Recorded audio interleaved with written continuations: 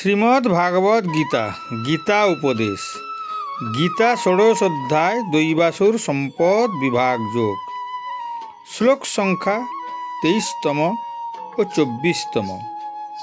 যারা কামনা বাসনায় মত্ত হয়ে শাস্ত্রের আদেশ নিষেধকে প্রত্যাখ্যান করে তারা জীবনে পূর্ণতা পায় না এবং তাদের জীবনের চূড়ান্ত লক্ষ্যও প্রাপ্ত হয় না। চ শাস্ত্র বিধিমুৎসৃজ্য বর্ততে কামাকারত ন স সিদ্ধিম বাপ্নোতি ন সুখং ন পরাং গতিম। যে শাস্ত্রবিধি পরিত্যাগ করে কামাচারে আবদ্ধ থাকে সে সিদ্ধি, সুখ অথবা পরাগতি লাভ করতে পারে না। ভাগবত গীতা ষোড়শ অধ্যায় দৈবাসুর সম্পদ বিভাগ যোগ। শ্রীকৃষ্ণ সমস্ত শ্লোকের ব্যাখ্যা করে সনাতন ধর্মের সমস্ত ধর্মীয় গ্রন্থগুলি থেকে মানুষকে জ্ঞান অর্জনের নির্দেশিকা প্রদান করেছেন। এই ধর্মগ্রন্থগুলি আমাদের সঠিক জ্ঞান এবং প্রজ্ঞা প্রদান করে। এখান থেকে আমরা শিক্ষা নিতে পারি যে আমাদের কি করা উচিত এবং কি করা উচিত নয়।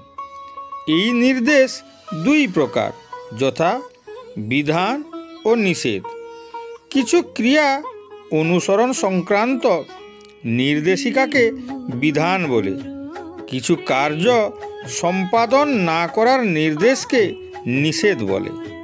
এই উভয় প্রকার নির্দেশকে নিষ্ঠাপূর্বক অনুসরণ করে মানুষ তার পূর্ণতা এবং নির্দিষ্ট লক্ষ্যের দিকে এগিয়ে যায়।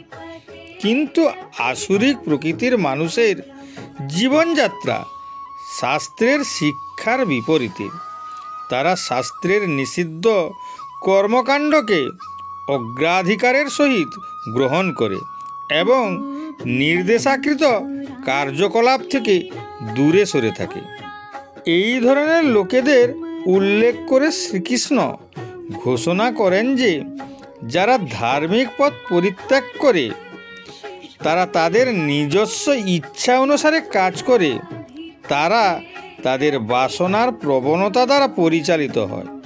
ফলস্বরূপ তারা প্রকৃত জ্ঞান বা সম্পূর্ণ সুখ থেকে বঞ্চিত থাকে এবং মায়ার বন্ধন থেকে কোনোদিনও মুক্ত হতে পারে না, যা মোক্ষ লাভের পথে বাধা হয়ে দাঁড়ায়।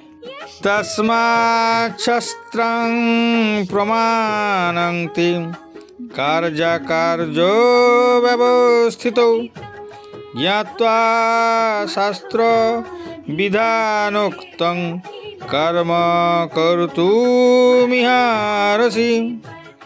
অতএব কর্তব্য ও অকর্তব্য নির্ধারণে শাস্ত্রই তোমার প্রমাণ। অতএব শাস্ত্রীয় বিধানে কথিত আছে যে কর্ম, সেই কর্ম তুমি পালন করো। শ্রীকৃষ্ণ এই অধ্যায়ের সমস্ত প্রকার শিক্ষার চূড়ান্ত ইতি টানেন। ঐশ্বরিক এবং আসুরিক প্রবণতার মধ্যে পার্থক্য তুলনা করেন। তিনি ব্যাখ্যা করেছেন কিভাবে আসুরিক প্রবণতাগুলি একটি নারকীয় জীবনের দিকে পরিচালিত করে। শাস্ত্রের আইনগত নিষেধাজ্ঞা প্রত্যাখ্যান করে কিছুই অর্জন করা যায় না। মানুষের নিজ ইচ্ছা অনুযায়ী ঘটিত কাজ সর্বদা বিপদগামী পথে চালিত হয়। শাস্ত্রানুযায়ী ঘটিত কাজ সর্বদা মঙ্গল হয়ে থাকে। তাই নির্দেশ বা নিষেধ করার অধিকারের মান্যতা একমাত্র বেদশাস্ত্রকে দেওয়া হয়। অতীত, বর্তমান এবং ভবিষ্যৎ সম্পর্কিত যে কোনো মতবাদের সত্যতা বেদের ভিত্তিতে প্রতিষ্ঠিত করতে হবে।